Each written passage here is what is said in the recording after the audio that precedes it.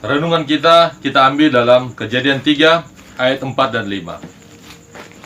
Tetapi ular itu berkata kepada perempuan itu, "Sekali-kali kamu tidak akan mati.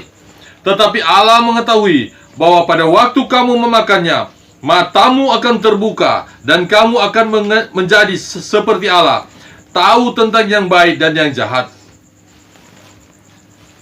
Ayat ini menjelaskan di mana ular membujuk Hawa untuk memakan buah yang dilarang oleh Tuhan. Sebelumnya Tuhan sudah memperingatkan kepada manusia untuk tidak memakan ataupun meraba buah itu. Nanti kamu mati. Tapi ular datang membujuk Hawa agar supaya Hawa boleh memakan buah itu. Apa yang dibuat oleh ular adalah ular menghilangkan hukum Tuhan di dalam pikiran Hawa. Ketika hukum Tuhan hilang di dalam pikiran Hawa, maka ayat selanjutnya dikatakan, perempuan itu melihat bahwa buah pohon itu baik untuk dimakan dan sedap kelihatannya.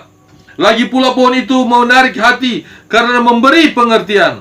Lalu ia mengambilnya dan memakannya, dan diberikan juga kepada suaminya yang bersama-sama dengan dia, dan suaminya pun memakannya.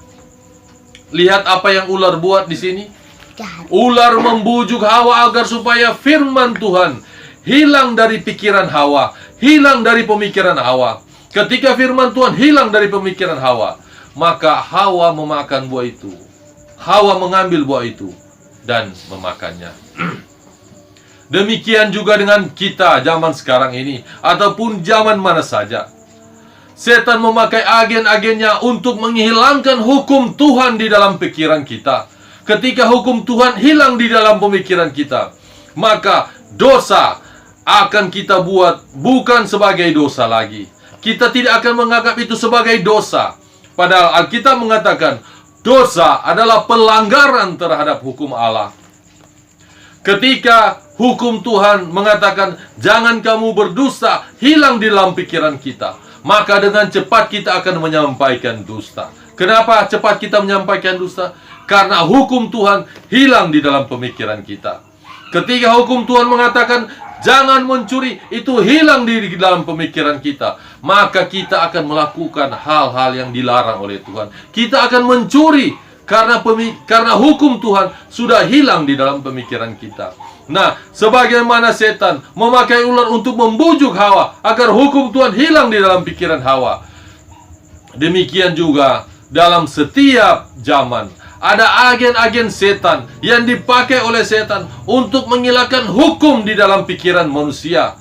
Bisa saja istri, bisa saja suami yang menghilangkan hukum di dalam pikiran kita, ataupun anak-anak yang membujuk orang tua agar supaya hukum itu hilang dalam pikiran kita. Ataupun sebaliknya, orang tua mengajarkan kepada anak-anak agar supaya hukum itu hilang di dalam pemikiran mereka. Tuhan mengajarkan kepada Musa, kepada bangsa Israel, supaya hukum itu harus disampaikan kepada anak-anak mereka berulang-ulang dan setiap saat. Kenapa harus berulang-ulang? Agar supaya itu tertanam dalam pikiran anak-anak dan mereka boleh berjalan melalui hukum Tuhan. Biarlah kita jangan disesatkan agar untuk menghilangkan hukum Tuhan dalam pemikiran kita. Kita tetap hukum Tuhan itu ada dalam pemikiran kita sehingga kita berjalan sesuai dengan firman Tuhan. Kita bawa dalam nama Tuhan Yesus. Amin.